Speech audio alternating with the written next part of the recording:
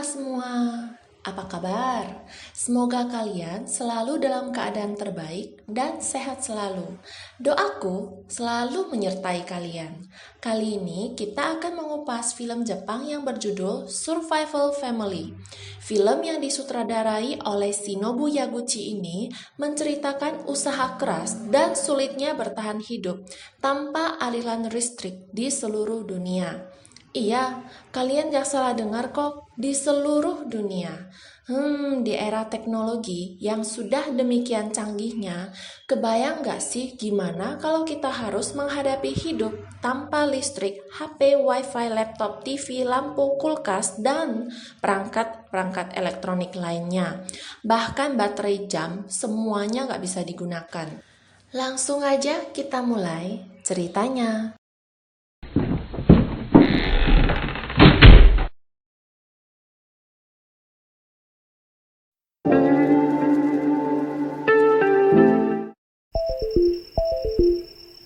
Film bersetting di kota Tokyo, Jepang, dan dimulai dengan menampilkan sebuah keluarga dari Yoshiyuki Suzuki, istrinya Mitsue Suzuki yang menerima paket bahan makanan berisi ikan segar dan beberapa sayuran lain dari ayahnya, Shigeomi Sasaki, yang tinggal di pedesaan Kagoshima.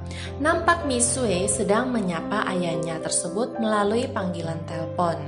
Sebenarnya keluarga Suzuki bukanlah keluarga yang sepenuhnya harmonis karena keluarga kecil dengan pasangan ayah, ibu, dan 2 orang anak yang bernama Yui Suzuki dan Kenji Suzuki tersebut selalu sibuk dengan kegiatannya masing-masing dan terkadang juga saling mencela. Yoshiyuki adalah seorang pria yang sangat giat bekerja di kantor. Ia bahkan sering membawa pulang pekerjaannya untuk dikerjakan di rumah. Mitsue sibuk mengurus masalah domestik rumah tangga. Layaknya anak muda pada zaman sekarang ini, Kenji gemar bermain komputer dan Yui tidak bisa terlepas dari handphonenya. Keanehan mulai terjadi pada esok pagi hari. Keluarga Suzuki menemukan bahwa seluruh aliran listrik di gedung apartemen mereka terputus. Kulkas, TV, telepon, dan sebagainya semua tidak berfungsi. Anehnya, barang yang membutuhkan baterai untuk bisa berjalan seperti jam dinding, jam waker, dan jam tangan, semuanya tidak bisa berfungsi. Pada saat itu, hanya kompor gas saja yang masih bisa menyala. Berbondong-bondonglah penduduk satu gedung apartemen turun dengan berjalan kaki melewati tangga karena lift gedung tidak bisa dipergunakan tanpa aliran listrik. Sesampai di jalan raya, rupanya baru diketahui bahwa seluruh area kota Tokyo mengalami hal yang sama, yaitu terputusnya aliran listrik. Bahkan kereta bawah tanah juga tidak beroperasi. Demikian halnya juga dengan taksi karena mobil juga menggunakan baterai. Tidak ada taksi yang bisa mengantar penumpang walau ditawar dengan harga yang tinggi. Kondisi di sekolahan dan kampus masih berjalan tanpa listrik, namun beberapa guru tidak hadir untuk mengajar. Kondisi di perkantoran juga kacau sekali, terlebih karena mereka semua menggunakan listrik untuk mesin scan absensi kartu kerja dan pintu kantor dikendalikan kuncinya dengan listrik. Sama sekali tidak bisa dibuka. Akhirnya jalan keras dipilih. Para karyawan kantor mendobrak pintu kaca hingga pecah agar mereka bisa masuk dan membuka pintu secara manual dari dalam. Waduh, kayaknya kalau kita di posisi mereka mah bagusan nunggu aja di luar daripada dirusakin kan ya pintu kantornya. Semangat banget nih dedikasi kerjanya orang-orang Jepang, salut. Kondisi genting di tempat perbelanjaan juga terjadi. Antrian panjang karena banyak orang membeli bahan makanan dengan jumlah banyak. Ini disebabkan kekhawatiran kondisi tanpa listrik ini akan berjalan lama. Jadi menyetok makanan merupakan pilihan yang tepat menurut mereka. Masalah terjadi ketika sudah mengantri lama, tapi transaksi tidak bisa dilakukan karena pembayaran dengan kartu kredit. Mesin kartu kan membutuhkan listrik juga. Pada akhirnya hanya pembayaran dengan uang tunai yang dapat diterima. Malam harinya, masing-masing rumah terpaksa hidup hanya dengan memasang lilin sebagai sumber cahaya. Keluarga Suzuki makan malam dengan kondisi gelap-gelapan hingga akhirnya mereka semua ke teras luar untuk melihat bintang galaksi yang bersinar demikian terangnya karena sekeliling kota semuanya gelap. Sesuatu hal yang sebelumnya tidak pernah mereka lakukan bersama. Hari demi hari berjalan tanpa perubahan. Kini perjuangan mendapatkan air juga tidaklah mudah. Aliran air di rumah masing-masing sudah berhenti. Mereka harus pergi ke pusat menara airnya untuk mengambil air yang berakhir sia-sia karena setelah mengantri sekian lama pada akhirnya diberitahukan tidak ada air lagi karena pompa air juga tidak berfungsi tanpa listrik. Menara air kini juga telah kosong. Beberapa keluarga yang lebih gesit memutuskan untuk sementara camping di pergunungan yang memiliki sumber mata air. Kini seluruh persekolahan, perkuliahan, dan perkantoran ditutup hingga waktu yang belum ditentukan. Selama kondisi tidak ada listrik terus berlanjut. Lautan manusia berdesakan di bank untuk menarik uang tunai, yang bahkan harus dijatahin per orang hanya bisa menarik 100.000 yen. Penduduk yang sudah terbiasa hidup hanya membawa kartu kredit dan aplikasi pembayaran cashless, kini harus kembali mempergunakan uang tunai yang sudah mulai terlupakan sebelumnya. Setelah berdiskusi bersama, keluarga Suzuki memutuskan untuk naik pesawat terbang ke Kagoshima, tempat ayahnya Mitsue, karena diyakini di sana masih bisa bertahan hidup tanpa listrik, sumber air dan ikan berlimpah di sana. Mereka mengumpulkan sejumlah uang simpanan masing-masing yang mereka punya di rumah dan memutuskan untuk bersepeda ke bandara agar bisa terbang ke Kagoshima. Sepeda menjadi satu-satunya transportasi yang bisa diandalkan. Dalam perjalanan, banyak penjual yang menjual air minum kemasan dengan harga 1.000, 2.000, hingga 2.500 yen. Hal ini berdasar dari hukum ekonomi, di mana tingginya permintaan dengan stok barang menipis, maka harga akan melambung tinggi. Sesampai di bandara, keadaan sangat ricuh karena gerbang bandara telah ditutup. Petugas memberitahukan kepada orang-orang yang sudah berkumpul di sana bahwa penerbangan telah dihentikan untuk alasan keamanan. Kota-kota tujuan lain juga tidak memiliki aliran listrik. Pupus sudah harapan keluarga Suzuki naik pesawat. Mereka terpaksa bermalam di salah satu hotel terdekat dengan harga mahal. Meskipun hotel tersebut juga tidak memiliki air, mereka tidak punya pilihan lain. Hanya berharap dapat tidur di tempat yang layak untuk satu malam. Esoknya mereka memutuskan untuk tetap melanjutkan perjalanan ke Kagoshima dengan bersepeda dan bermodalkan peta sekolahan yang tersisa di supermarket karena peta layak lainnya sudah habis terjual.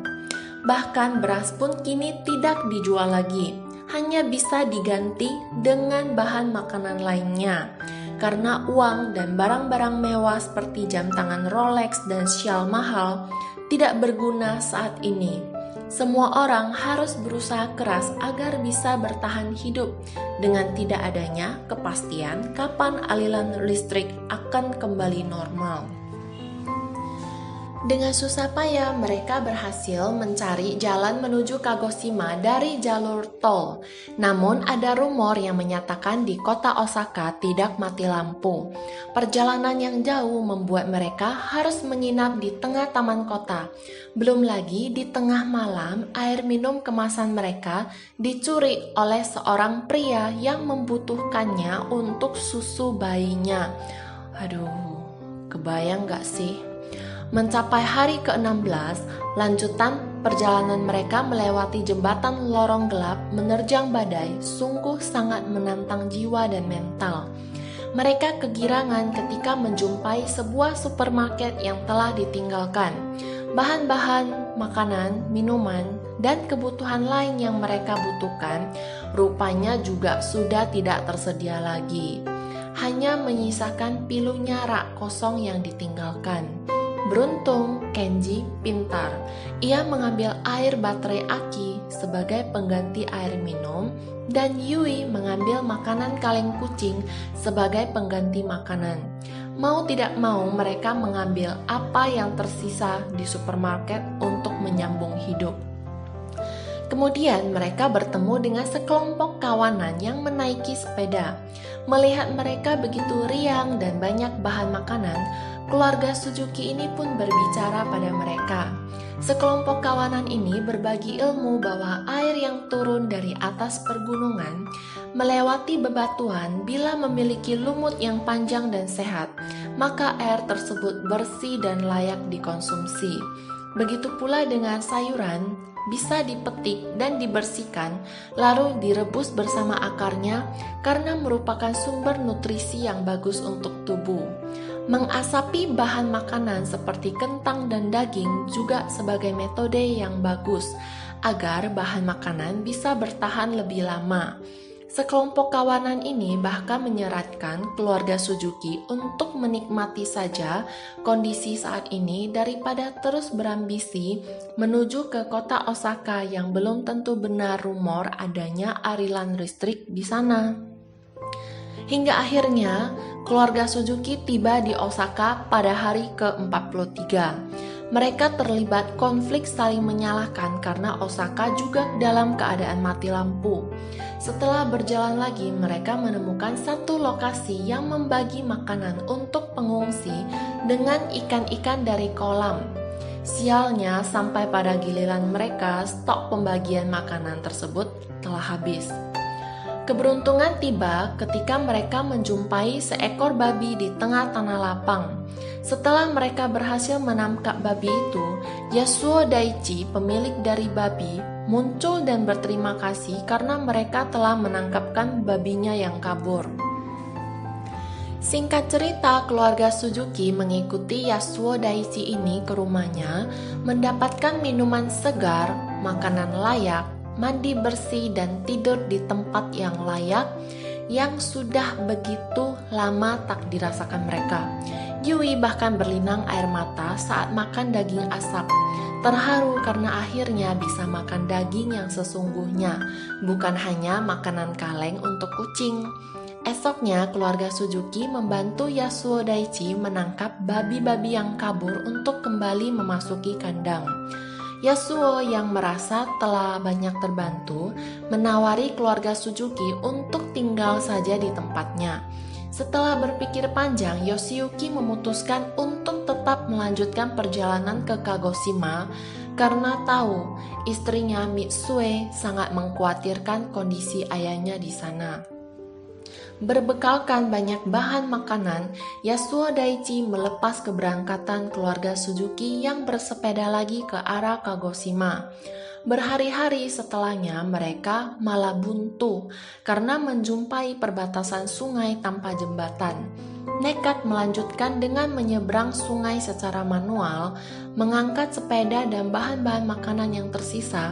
Di tengah-tengah proses penyeberangan, tiba-tiba saja hujan turun dan badai melanda, mengakibatkan Yoshiyuki yang masih berada di tengah sungai hanyut bersama sepeda-sepeda mereka. Sedangkan Mitsue, Kenji, dan Yui telah tiba dengan selamat di seberang. Esoknya setelah hujan reda, Kenji berusaha mencari ayahnya di sungai dan hanya menemukan wig yang biasanya dipakai Yoshiyuki. Tangisan ketiganya pun pecah. Merasa terpuruk setelah kehilangan Yoshiyuki, mereka berjalan dengan lemas menyusuri rel kereta api, menjumpai seekor anjing yang nampak kelaparan. Yui merasa kasihan dan memberikan sepotong daging asap yang sedang dimakannya. Hal ini sebenarnya dilarang oleh Kenji, namun potongan daging sudah keburu dilahap anjing tersebut. Tak lama kemudian, anjing tersebut kembali, kali ini bersama kawanan anjing lainnya, mengejar dan menggigit tas ransel Mitsue yang berisi bahan makanan. Pergulatan antara Mitsue dan anjing besar berlangsung alot. tarik-menarik ransel hingga Mitsue kehilangan keseimbangan dan terjatuh ke lembah di samping jalur rel kereta api. Malangnya, kaki Mitsue patah dalam kejadian itu, mengakibatkan kesakitan yang luar biasa dan Mitsue hanya bisa berjalan tertatih dengan dibantu oleh Kenji dan Yui. Kawanan anjing yang telah selesai melahap seluruh isi bahan makanan pada tas ransel Mitsue kembali mengikuti mereka. Mitsue menjerit ketakutan dan di saat itulah sebuah kereta api berbahan bakar batubara berhenti di hadapan mereka. Keluarga Suzuki yang tersisa pun terselamatkan ke dalam kereta api itu. Seorang dokter yang merawat patah kaki Mitsue di dalam gerbong kereta api terkejut mendengar perjuangan keluarga Suzuki yang bersepeda dari Tokyo. Ketika dokter itu bertanya pada mereka di mana ayah mereka, tangis Yui kembali pecah mengingat telah kehilangan ayahnya di tengah sungai. Rupanya Yoshiyuki masih hidup. Ia terdampar agak jauh akibat arus sungai yang sangat kencang. Setelah sadarkan diri, ia berjalan sendiri dan terduduk lemas di tengah ladang, tepatnya di samping mesin traktor. Yoshiyuki melihat kereta api yang sedang berjalan, namun memanggil dan melambai sudah terlalu lemas tak bertenaga. Dengan kekuatan terakhirnya, ia menghidupkan pemantik yang dibawanya dalam kantong. Asap dari pemantiknya terlihat oleh Mitsue dari jendela kereta api. Menyadari itu pasti adalah pemantik milik suaminya, Mitsue langsung menjerit meminta kereta api berhenti. Pada hari ke-108, kereta api mengantarkan keluarga Suzuki tiba di Kagoshima. Mereka sangat terharu sekaligus antusias menemui Shigeomi Sasaki, ayah Mitsue dan kakek dari Kenji dan Yui. 2 tahun 126 hari kemudian, diperlihatkan bahwa Yoshiyuki dan Kenji kembali dari melaut dengan banyak hasil tangkapan ikan. Yui sedang menenun kain. Mitsue dan Shigeomi sedang sibuk di ladang. Esok paginya Yoshiyuki terbangun pagi-pagi karena sayup-sayup terdengar suara bunyi jam weker. Ia bangun dan berjalan ke arah gudang di mana semua barang elektronik yang selama ini tidak bisa dipakai ditumpuk bersama. Aliran listrik akhirnya hidup kembali. Segala perangkat elektronik kembali berfungsi sedia kala. Suara sirene pagi berbunyi, bahkan lampu-lampu di jalan hidup terang benderang, menandai masa kelam kehidupan tanpa listrik telah berakhir. Dalam pemberitaan, para ilmuwan percaya bahwa komet atau asteroid yang mendekat ke bumi adalah penyebab satu bumi kehilangan daya listrik dan baterainya secara keseluruhan selama 2,5 tahun tersebut. Film pun ditutup dengan keharuan pada saat keluarga Suzuki menerima selembar foto Polaroid yang dikirimkan salah seorang dari sekelompok kawanan pesepeda yang mereka jumpai di jalan. Foto yang mengingatkan mereka pada masa-masa tersulit, bagaimana mereka tidak menyerah untuk bertahan hidup dan berusaha pergi ke Kagoshima. Keluarga Suzuki kini menjadi lebih dekat satu sama lain. Hubungan keluarga yang terjalin lebih harmonis setelah perjuangan mereka bersama. Secara tidak langsung, kita yang hidup di era modern ini perlahan melupakan dari mana sumber air dan makanan berasal. Segalanya digantungkan tinggi-tinggi bersama teknologi yang canggih dan praktis. Ambil waktu sejenak dan lihatlah kembali bagaimana manusia di pedesaan bisa bertahan hidup bahkan tanpa membutuhkan listrik. Film ini merupakan pelajaran yang sangat berharga untuk kita semua. Sumber air dan makanan segar yang disediakan alam merupakan yang terbaik. Pastinya masih menjadi misteri apakah di masa depan kisah dalam film ini akan menjadi kenyataan atau tidak. Hidup tanpa listrik dan baterai sama sekali. Tapi hey, gak ada salahnya mulai sekarang persiapkan mentalmu dengan baik. Kembali ke titik nol sebagai manusia pada utuhnya. Oke, sekian dulu ceritaku mengenai film Survival Family. Semoga kalian bisa mengambil hikmahnya. Mohon supportnya selalu ya, agar aku terus berkarya yang lebih baik lagi. Aku Lilianawi, undur diri dulu. Bye-bye.